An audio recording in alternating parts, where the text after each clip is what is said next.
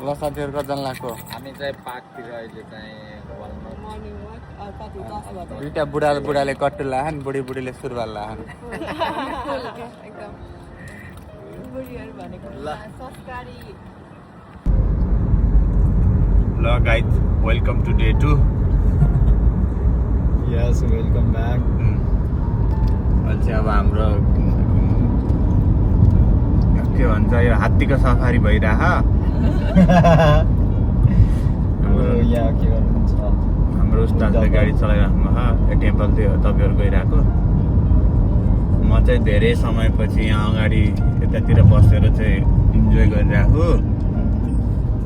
यहाँ श्रीमती यहाँ पछाडि बसेको छिन् हाम्रो उस्तादको श्रीमती उता बसेको छिन् यिनी गमक्क परेको छिन् हामीसँग भेटघाट गर्न पाएर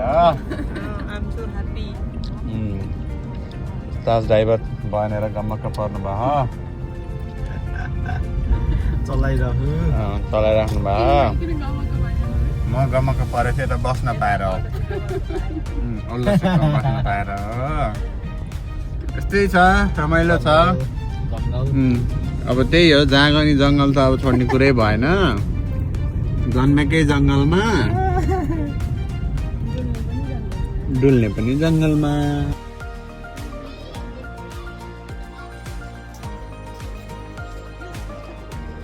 यिनीहरू त धक्काएर भयो नि खेल्छन्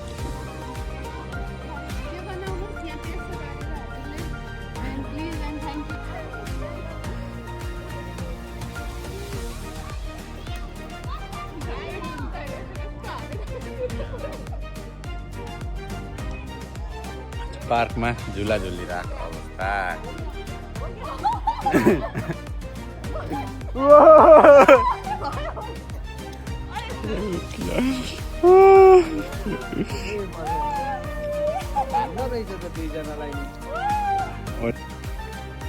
अनि अर्को बङ्गला पनि भेटियो होइन जङ्गलमा यो त भूतको बङ्गला जस्तो रहेछ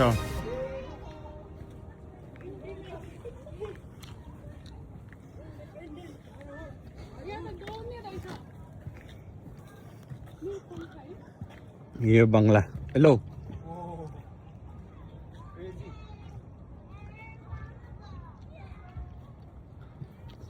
राम्रो रहेछ पुरानो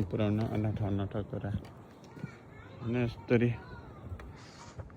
यो काठको किराहरूले पनि नखाँदो रहेछ क्या हो त्यही भएर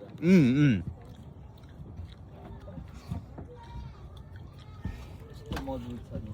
हो जङ्गल भित्र हामीले केही एक्सप्लोर गर्दै यस्तो रहेको छ अनि यहाँ हुनुहुन्छ अनि यहाँ म छु अनि यहाँ को हुनुहुन्छ म यहाँ छु हामी यहाँ छौँ तपाईँ उहाँ हुनुहुन्छ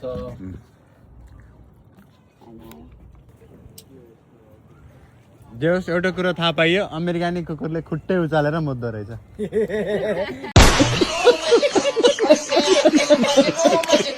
यो पनि हालिदिनु लाग्यो नेपालको मात्र होइन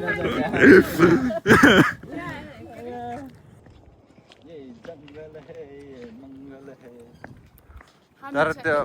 स्ट्यान्ड चाहिँ ल्याउनु बिर्सेछ कि त्यो ल्याएको भए चाहिँ ठिक हुन्थ्यो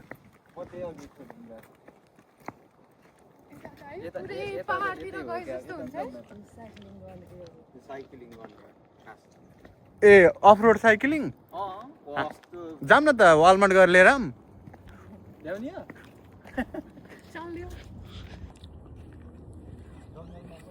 हेलो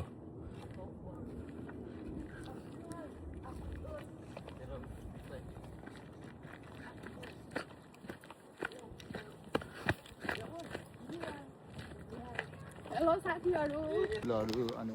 सयपत्री फुलहरूलाई राम्रो मान्छ नि तिनीहरूले चाहिँ यस्तोहरूलाई राम्रो मान्छ भुज बङ्गला है जङ्गलभित्र हिँड्यो भने यस्तो शीतल हुन्छ क्या र बाहिर हिँड्यो भने त